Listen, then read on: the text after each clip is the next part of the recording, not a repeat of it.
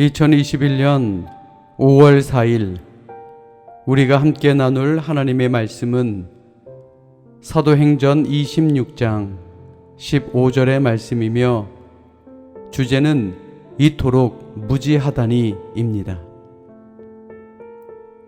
내가 대답하되 주님 누구시니이까? 주께서 이르시되 나는 네가 박해하는 예수라. 아멘.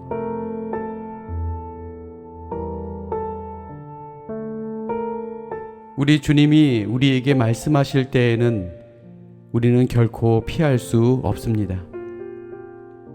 주님이 임하실 때에는 언제나 하나님의 위엄으로 우리를 이해시키십니다.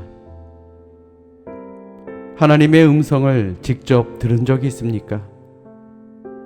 그때 당시는 귀로 들은 것이 아니라 여러분들이 처한 상황 속에서 가장 잘 이해할 수 있는 언어로 하나님의 말씀을 들은 것입니다.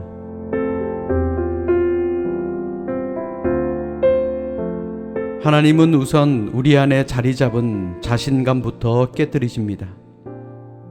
우리는 이렇게 말합니다. 나는 내가 해야 할 일이 바로 이것이라는 사실을 잘 알고 있어. 그런데 호련히 들리는 하나님의 음성은 우리가 얼마나 무지한지를 보여주십니다. 그때 우리는 당황할 수밖에 없지요. 하나님을 섬기기로 작정하는 태도에서 오히려 하나님께서는 우리의 무지를 드러내 주시는 것입니다. 우리가 예수님을 섬긴다고 하면서도 실제로는 예수님의 영이 아닌 다른 영으로 일하기 때문에 그렇습니다. 주님을 위한다고 하면서 도리어 주님께 상처를 입힐 때가 참으로 많습니다. 이와 같은 일들은 예수님의 제자들도 마찬가지였습니다. 예수님은 영적 태도를 모르고 있는 제자들을 늘 꾸짖지 않으셨습니까? 그 제자들도 내가 예수님의 제자이기 때문에 이렇게 해야 한다라고 생각했겠지만 결국 예수님께 그들의 무지함을 드러나게 되었고 또 혼이 나지 않았습니까?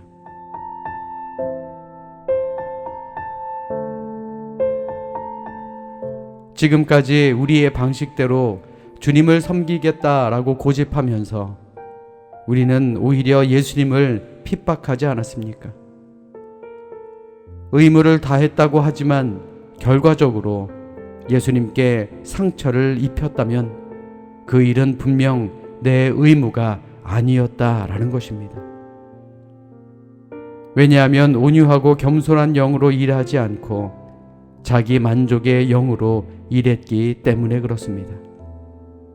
마치 예수님을 만나기 전 예수 믿는 사람을 핍박했던 사도 바울처럼 말입니다. 우리는 즐겁지 않은 일이 우리의 의무라고 생각합니다. 그러나 시편 40편 8절에 나의 하나님이여 내가 주의 뜻 행하기를 즐기오니 라고 했던 것처럼 우리가 하나님의 말씀에 순종하는 것은 우리 스스로도 즐거운 일이 되어야 하는 것입니다.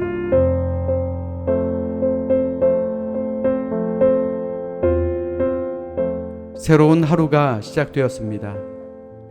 우리가 오늘이라는 이 시간을 살면서 과연 무지하게 하나님을 섬기고 살았던 것은 아닌지 한번 생각해 봐야 하지 않겠습니까?